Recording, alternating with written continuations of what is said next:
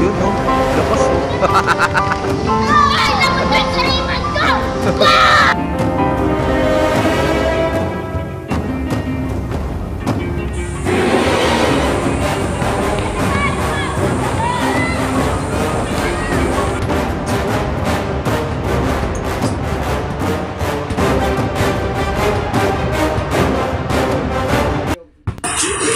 Good morning, kabulers! So, since maulan sa labas, dito muna tayo sa loob ng bahay. Indoor muna tayo. Pa-practice tayo ng dribbling. Yun. Actually, kabulers, ito talaga matagal ko na itong gustong gawin. Proper training ng dribbling. So, malaking bagay yung YouTube. Dito tinuturo nila kung ano yung mga fundamentals para sa proper dribbling. Naman tayo mga kabowlers, hindi naman talaga tayo nag-undergo ng mga training. So, lahat ng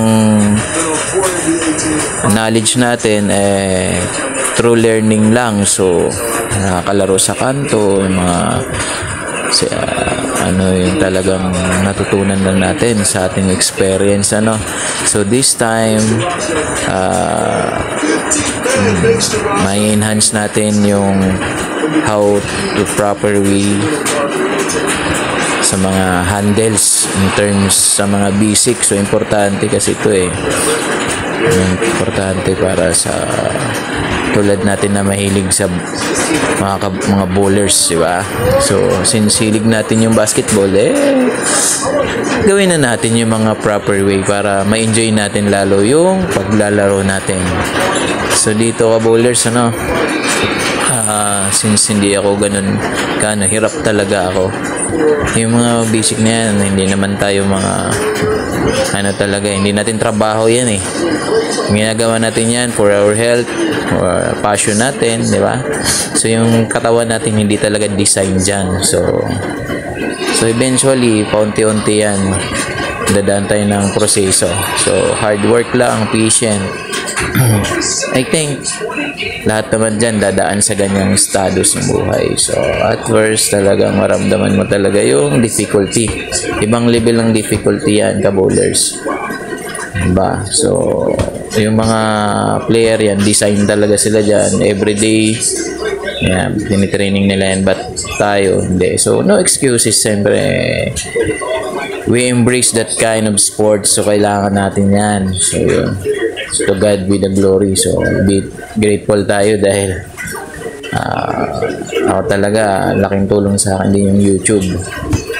Doon ako talaga kumukuha ng mga technique, proper way to execute. So yun, actually lahat ng mga needs natin andyan lang yan. So we have internet, so we can go. Malaking tulong yung mga nag-share dyan. Ayun, sila Coach Mobs. But right now I'm watching Forint yan. Forint yung coach dyan. So, pero most of the time nanonood ako kay Mobs. Kasi andun, details din yung mga binibigay niya. Ayun. Yan. So, since maulan talaga sa labas right now, ang lakas ng ulan. So, naisip ko lang, why not dito na lang sa loob ng bahay, diba? Indoor. Meron naman akong space dito So, minamaximize ko na lang. Diba? Gusto mo talaga pagpawisan, gagawa ka ng paraan. Yun, kabowlers. So, happy Thursday. So, day off ko. So, ayun. Pagpapawis pa rin ako. Maya, naman ako dumbbell. So, may dumbbell din ako dito. After ng dumbbell naman. Alright, kabowlers, yun lang. So, thank you for watching. Isasabihin ko rin, itong YouTube channel ko, hindi naman talaga to for I'll do it for may purposes lang. Siyempre, mahilig din ako. Pero hindi naman talaga ako nag-aim na lalaki yung channel na to. So, parang gallery ko lang to eh. So, all my video na regarding sa basketball, kasi yun yung active lifestyle talaga ako, biking. Yun. Minsan, biking, hindi na ako nakapag-upload. Yung bike ko, nakahang na lang. Pero, try ko rin one of this day.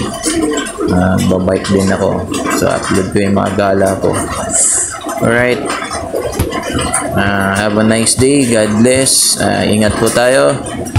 And to all young dyan, na mga young bowlers dyan, yung mga bata na minsan ko na rin naturuan. Ayun. Thank you for trusting, diba, Coach Phil.